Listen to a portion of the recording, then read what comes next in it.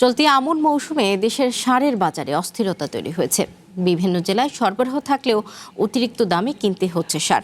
এ নিয়ে আরও জানাতে চাঁপাইনবাবগঞ্জ থেকে আমাদের সাথে যুক্ত হচ্ছেন তারেক রহমান এবং জয়পুরহাট থেকে আল কারিয়া চৌধুরী। শুরুতেই যাচ্ছি চাঁপাইনবাবগঞ্জে তারেকের কাছে। তারেক, আমন মৌসুমে সারের বাড়তি দাম নিয়ে কৃষকরা কি বলছেন এবং এই যে বাড়তি দাম রয়েছে এর কারণে আমনের উৎপাদন খরচ কতটা বাড়তে পারে বা বাড়ার সম্ভাবনা রয়েছে কিনা জানাবেন। সদা আপনি যেমনটি বলছেন যে চাঁপাইনবাবগঞ্জে এখন আমনের একেবারে ভরপুর মৌসুম চলছে। এই মৌসুমে কৃষকরা ব্যস্ত সময় পার করছেন, আমনের খেতে তারা কাজ করছেন এবং আমন রোপণ করছেন তারা। আমরা কথা বলেছিলাম কৃষকদের সঙ্গে, তারা বলছেন যে চলতি আমন মৌসুমে শুরু থেকে তারা হোঁচট খেয়েছেন সার নিয়ে, অর্থাৎ সার ডিলারদের কাছে যাচ্ছেন, এদিক সেদিক ঘুরছেন কিন্তু তারা সার পাচ্ছে না। যদিও কোনো কোনো ডিলারের কাছে পাচ্ছেন সেটিও তারা একেবারে ডবল দাম দিয়ে তাদেরকে কিনতে হচ্ছে। এতে তো উৎপাদন ব্যয় তো অবশ্যই বাড়বে, এছাড়াও যে তাদের যে ন্যায্য মূল্য সেটি নিয়েও কিন্তু তারা শঙ্কার কথা আমাদেরকে জানিয়েছেন। আমরা কথা বলেছিলাম চাঁপাইনবাবগঞ্জ কৃষি সম্প্রসারণ অধিদপ্তরের কর্মকর্তাদের সঙ্গে, তারা বলছেন পর্যাপ্ত পরিমাণে সার মজুদ রয়েছে, তারা শুধু খাতা কলমে বলছেন, কিন্তু মাঠের বাস্তব চিত্র কিন্তু ভিন্ন। আমরা ডিলারদের সঙ্গে কথা বলছি, ডিলাররাও কিন্তু স্বীকার করছেন মাঠে সারের সংকট রয়েছে, কিন্তু তারা দোষ দিচ্ছেন কৃষি বিভাগের প্রতি, তারা চাহিদা মতো সার পাচ্ছে না এমনটি বলছেন। আর কৃষকরা বলছেন প্রত্যেকটা ডিলারের কাছে কাছে সার মজুদ রয়েছে, অতিরিক্ত যাদের কাছে মূল্য পাচ্ছে তাদেরকে সার তারা সরবরাহ করছে। তবে এক্ষেত্রে তাদেরকে স্লিপও দেওয়া হচ্ছে এবং নিজস্ব যে দোকানগুলো রয়েছে ডিলারদের, সে দোকানগুলো তো রাখা হয় না, বাইরে গুদামজাত করে রাখা হয়েছে অধিক মূল্যের জন্য। আমরা একটু সংযুক্ত করতে চাই একজন এখানকার কৃষককে, তার কাছ থেকে আমরা একটু জানতে চাই। আপনি বলছিলেন 5 বিঘা জমিতে আপনি এবার আমন ধান করেছেন, আসলে সার পাচ্ছেন কিনা একটু যদি আমাদের বলেন। না, সাহার পাইছি না তো, পাচ্ছি তো 1050 টাকা সাহার, 1400-1500 টাকা দিয়ে, যেটা ওই টিএসপি সেটা এক বস্তার দাম 1800 টাকা, কিন্তু সরকারি রেট তো 1800 নাই। আমার দরকার হয়েছে 5 বিঘা জমিতে অন্তত 5 বস্তা সাহার লাগবে।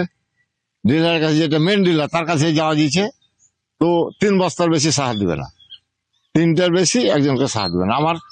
আমার 5 বিঘা জমি, আমাকে 5টাই বস্তা দিতে হবে, কিন্তু 3টার বেশি সাহার দিচ্ছে না, যার ফলে হয়রানো হইতে হয়েছে। বলে স্লিপ নিয়েছো, এই নিয়েছো, বিভিন্ন রকমের ঝামেলা অসুবিধা।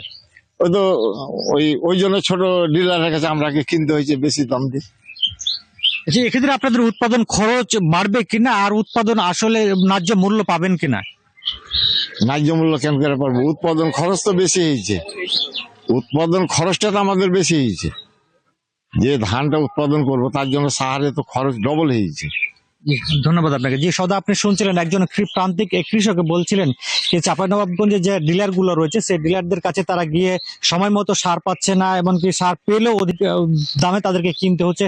এনে তাদের যেমন উৎপাদন খরচ বাড়ার শঙ্কা রয়েছে, এমনকি তাদের যে আসলে আমন উৎপাদন নিয়েও তাদেরকে শঙ্কার কথা জানিয়েছেন। সদাই ছিল আমার কাছে চাঁপাইনবাবগঞ্জ থেকে সারের সর্বশেষ পরিস্থিতি।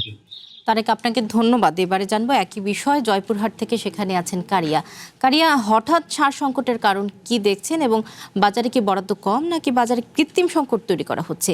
এই সংকট নিরসনে প্রশাসন থেকে কি কোনো উদ্যোগ নেওয়া হয়েছে কিনা জানাবেন এ বিষয়ে। নগদ নিয়ে এলো হার নামানা হার অফার। সর্বনিম্ন 10,000 টাকা রেমিটেন্স নগদে পাঠালে থাকছে স্বর্ণের হার জেতার সুযোগ।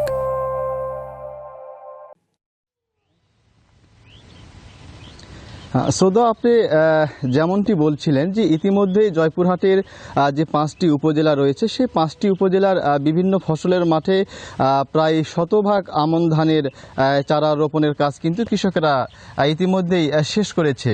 তবে এখন যেটি চলছে সেটি হচ্ছে মাঠ জুড়ে কিন্তু যে পরিচর্যার কাজ, ধানের সেই পরিচর্যার কাজ চলছে। জমিতে আগাছা পরিষ্কার, সার এবং কীটনাশক প্রয়োগের কাজ সেটি কিন্তু এখন কৃষকেরা করছেন। তবে এই যে সারের যে একটা কৃত্রিম সংকট রয়েছে, স্থানীয় যে সার বিক্রেতা রয়েছে এবং ডিলাররা রয়েছে তাদের কাছে কৃষকেরা গেলে সরকার নির্ধারিত যে মূল্য, সে মূল্যে কিন্তু তারা সার পাচ্ছে না। কৃষকদের যেটি অভিযোগ রয়েছে, সরকার নির্ধারিত যে মূল্য সার রয়েছে তার থেকে প্রতি বস্তা 200 থেকে 400 টাকা পর্যন্ত যে খুচরা বিক্রেতা বা সারের যে ইউনিয়ন পর্যায়ে ডিলাররা রয়েছে তারা কিন্তু সেই দাম বেশি নিচ্ছে। এতে করে কিন্তু যে স্থানীয় কৃষকরা রয়েছে তারা কিন্তু চরম বিপাকে পড়েছে।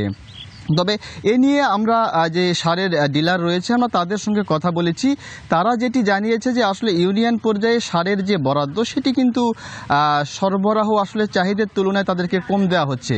আর এই যে চাহিদার তুলনায় কম দেওয়ার কারণে তারা কিন্তু কৃষক পর্যায়ে আসলে সঠিকভাবে বন্টন করতে পারছে না, এতেই কিন্তু তারাও এক ধরনের বিপাকে পড়েছেন। তবে এই নিয়ে আমরা জেলা কৃষি সম্প্রসারণ অধিদপ্তরের কর্মকর্তার সঙ্গে বলেছি। তিনি যেটি জানিয়েছেন যে এই চলতি মৌসুমে জয়পুরহাট জেলার যে 5টি উপজেলা রয়েছে 5টি উপজেলায় প্রায় 70,095 হেক্টর জমিতে এবছর আমনের যে চাষাবাদ সেটি শুরু হয়ে গেছে।